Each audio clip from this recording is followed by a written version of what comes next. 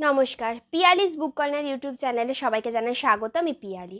আজ আমি একটি মনস্তাত্ত্বিকমূলক বিষাক্ত প্রেমের উপন্যাস, সামাজিক উপন্যাস নিয়ে আলোচনা করব।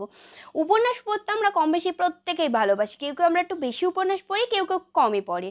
তো আজকে যে উপন্যাসটি নিয়ে আলোচনা করব, আমার বিশ্বাস এই উপন্যাসটা প্রত্যেকেই পড়েছো। যারা পড়েছো হয়তো অনেক দিন আগে পড়েছো, ভুলে গেছো, এবং যারা একদমই পড়োনি, আশা করব তাদের এই ভিডিওটা যে খুব ভালো লাগবে।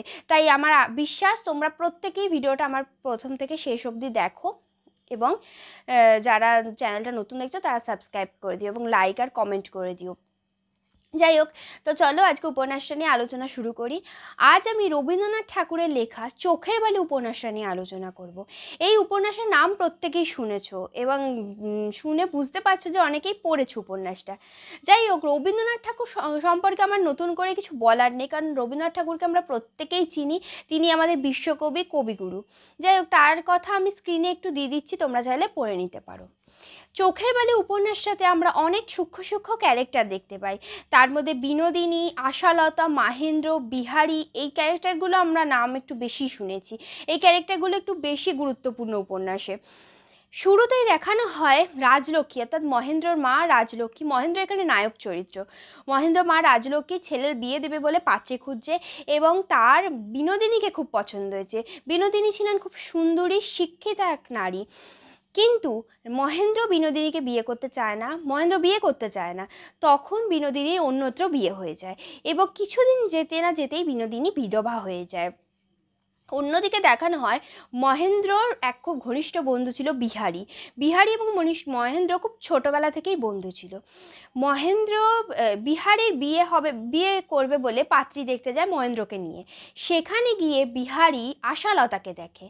এবার আশালতার এন্ট্রি হয় আর কি। তো বিহারী আশালতাকে খুবই ভালোবাসতে পারে, পছন্দ করতে থাকে। কিন্তু অন্যদিকে দেখানো হয় মহেন্দ্ররও আশালতাকে পছন্দ হয়ে যায়।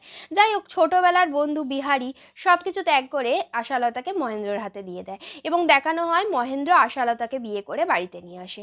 অন্যদিকে দেখানো হয় বিনোদিনী এখন বিধবা হয়ে গেছে, তাই রাজলক্ষ্মী তাকে একা দেখে রাজলক্ষ্মী নিজের বাড়িতে আশ্রয় দেয় বিনোদিনীকে। এইবার মহেন্দ্র আর আশালতার সংসার দেখানো হয়। তারা যথারীতি সুখে সংসার করছিল, কিন্তু বিনোদিনী এতটাই সুন্দরী, শিক্ষিতা এবং অল্প বয়সে বিধবা ছিল যে তার রূপ গুণ মহেন্দ্রকে ধীরে ধীরে আকৃষ্ট করতে থাকে, এবং মহেন্দ্র ধীরে ধীরে বিনোদিনী প্রেমে পড়তে থাকে। কিন্তু মহেন্দ্র ছিল একজন মা ঘেঁষা একজন পুরুষ, এবং মেরুদণ্ডহীন। সে হয়তো ভালোবাসাটাকে অতটা বুঝতো না, সে ভাবতো ভোগ করাটাই জীবনে আসল। তাই সে বিনোদিনীকে ভোগ করতে চেয়েছিল, কিন্তু বিনোদিনী বুঝতে পেরেছিল যে মহেন্দ্র একজন মেরুদণ্ডহীন পুরুষ। সে তাই জন্য মহেন্দ্র থেকে দূরে আসার চেষ্টা করেছিল। এরপর দেখানো হয় বিহারীও সেই বাড়িতে প্রবেশ, এবং বিহারীরও বিনোদিনীকে ধীরে ধীরে পছন্দ হতে থাকে। কিন্তু বিনোদিনী কিছুদিন পর মহেন্দ্রকেও এবং বিহারীকেও ত্যাগ করে কাশিতে চলে যায়। এখানেই উপন্যাসটা শেষ হতে থাকে। আমি খুব সংক্ষেপে উপন্যাসটা সম্পর্কে বললাম।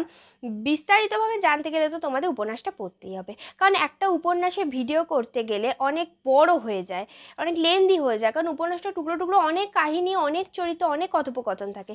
সেইগুলো জানতে হলে তো উপন্যাসটা পড়তে হবে। উপন্যাসটা মূল বিনোদিনীকে এখানে দেখানো হয়েছে, সে তার রূপ গুণ সব কিছু তার এতটাই ছিল যে সে সব পুরুষকে আকৃষ্ট করার ক্ষমতা ছিল তার মধ্যে। বিনোদিনী বুঝিয়ে দিয়েছিল মহেন্দ্রকে যে আকৃষ্ট এমনি এমনি হয় না, তার গুণের মাধ্যমে আকৃষ্ট করতে হয়। কিন্তু সে মহেন্দ্র জীবনের শেষে দেখানো হয় মহেন্দ্র সব কিছু উপেক্ষা করে বুঝতে পারে আশালতাই তার জীবনে মেন। তাই সে আশালতার সাথে আবার যথারীতি সংসার করতে থাকে। বিহারী আর মহেন্দ্র এখানে দুই ভালো বন্ধু ছিল। মহেন্দ্র একজন মেরুদণ্ডহীন পুরুষ ছিল। আশালতা দেখানো হয় অতটা পড়াশোনা জানতো না, মোটামুটি ঘরে ছিল। কিন্তু বিনোদিনী ছিল একজন শিক্ষিতা, সুন্দরী, অল্প বয়সে বিধবা হওয়া নারী। সে সে মহেন্দ্রকে দেখে বুঝতে পেরেছিল যে এই সংসারটা হয়তো তারও হতে পারে। মহেন্দ্রকে তার বিয়ে করার কথা হয়েছিল, কিন্তু মহেন্দ্রও বিনোদিনীকে বিয়ে করতে চায়নি প্রথম দিকে। তাই বিনোদিনী ভেবেছিল এই সংসারটা হয়তো তারও হতে পারতো। সে স্বামী সুখ পায়নি, সে তার জন্য মহেন্দ্রর দিকে একটু একটু এগিয়ে যেতে চাইছিল, কিন্তু মহেন্দ্র শুধুমাত্র বিনোদিনীকে ভোগ করার কথা ভেবেছিল, সেই জন্য বিনোদিনী মহেন্দ্র থেকে সরে এলো। তাই এখানে সব ক্যারেক্টার, টুকরো টুকরো ক্যারেক্টারগুলোর অনেক বড় বড় ভূমিকা আছে, এবং প্রত্যেকটা ক্যারেক্টারই অনেক অনেক কথোপকথন আছে। এই চোখের বালি উপন্যাসটার ওপর একটা মুভিও হয়েছে। প্রসেনজিৎ চট্টোপাধ্যায়, রাইমা সেন আছেন এবং ঐশ্বরিয়া রায় আছেন। অনেক পুরনো সিনেমাটা দেখলেও তোমরা হয়তো এই সম্পর্কে কিছুটা ধারণা নিতে পারবে, কিন্তু উপন্যাসটাও তার সাথে পড়তে হবে, কারণ উপন্যাস পড়াটা আর সিনেমা দেখাটা এক নয়। কিছুটা হয়তো মিল থাকতে পারে, কিন্তু উপন্যাসটা পড়লে অন্যরকম একটা অভিজ্ঞতা হবে। তাই আমার আশা প্রত্যেকেই এই উপন্যাসটা পড়বে এবং আমাকে কমেন্ট বক্সে জানাবে উপন্যাসটা পড়ে কেমন লাগলো। আমার ভিডিও আজ এই পর্যন্তই। পরবর্তী ভিডিওতে আবার আমি একটা নতুন উপন্যাস নিয়ে আলোচনা করব এবং প্রত্যেকে আমার সাথে চ্যানেলে থাকার জন্য অনেক অনেক ধন্যবাদ। শুরু থেকে শেষ অবধি দেখার জন্য ভিডিওটা অনেক অনেক ধন্যবাদ।